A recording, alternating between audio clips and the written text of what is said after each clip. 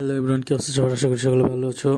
তো গাইস, আজকে আমি যে আপনারা দেখতে পাচ্ছেন আমি অনেকগুলা কাঠের গুঁড়া দিয়ে দিয়েছি। তো গাছ এখানে আজকে আমি বেঞ্জিং জাতের যে হাঁসগুলো আছে গাইস, তো সেই হাঁসগুলো আমি এখানে উঠাবো প্রায় 50 পিস, ঠিক আছে গাইস। তো এই হাঁসগুলা আমি যাতে এখানে আমি ব্রুডিংয়ে দিতে পারি, এর জন্য আমি প্রথমে চট দিয়ে চারিধারে ঘিরে নিয়েছি। নেওয়ার পরে হলো আমি সেখানে গুঁড়া দিয়ে দিয়েছি। হ্যাঁ, এগুলো হচ্ছে আপনার কাঠের গুঁড়া।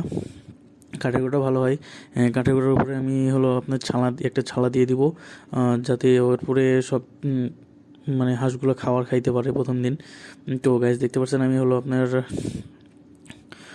সব গুঁড়োগুলো ছিটিয়ে দিয়েছি। ছিটিয়ে দেওয়ার পর এখন আমি হলো কি করব, যে আপনার যে চটটা আছে একটা, সেই চটটা আমি বিছিয়ে দিব। আর বিছানোর পরে এই যে দেখতে পাচ্ছেন আমার ওটা খামার গাছ। হ্যাঁ, আমি যখন 6-7 দিন ব্রিডিংয়ে রাখার পর আমি পুরো খামারটাতে এখানে হাঁসগুলোকে ছেড়ে দেওয়ার চেষ্টা করব।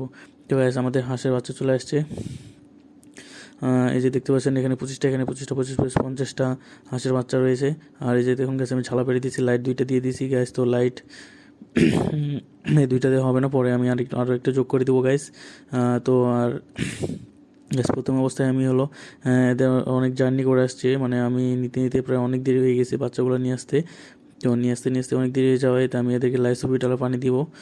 সাথে আমি এদেরকে প্রথম খাবার হিসেবে দিব মুড়ি। লাইসোবিটের পানিতে মুড়ি ভিজিয়ে আমি এদেরকে খাইতে দেবো, ঠিক আছে।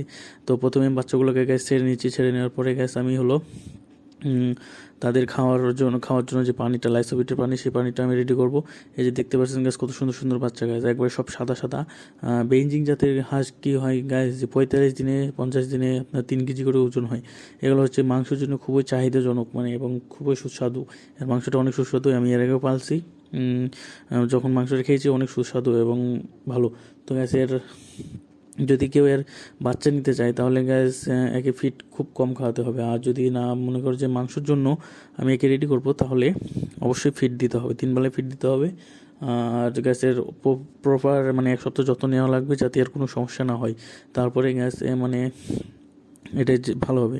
তো গাছ এই যে দেখতে পাচ্ছেন আমি মুড়ি দিয়ে লাইসোবিটাল পানি রেডি করছি। আমার মুরগি এসে খাওয়া শুরু করে দিয়েছে। হ্যাঁ, এই যে গাছ এখন আমি 3টা না 2টা পটে গাছ পানি দিয়ে দেবো। এই যে গাছ মুড়ি দিয়ে দিয়েছি, এখন আমি পানি দিয়ে দেবো। পানি দেওয়ার পরে হলো আমরা একটু রেস্ট দেবো। রেস্ট দেওয়ার পরে কিছু সন্ধ্যার দিকে, এখন গ্যাস দুপুর, সন্ধ্যার দিকে আমরা হলো আবার ফিড দিয়ে দেবো, মানে জিরো যে ফিডটা ব্রয়লার স্টার্টার ফিড যেটা আছে সেই ফিডটা দিয়ে দেবো। হ্যাঁ, যাতে করে হলো গ্যাস মানে এরা রাতে ফিডটা খাইতে পারে, ঠিক আছে। আর তারপরে গ্যাস এই যে দেখুন আমি এখন ফিডটা দিয়ে দিছি।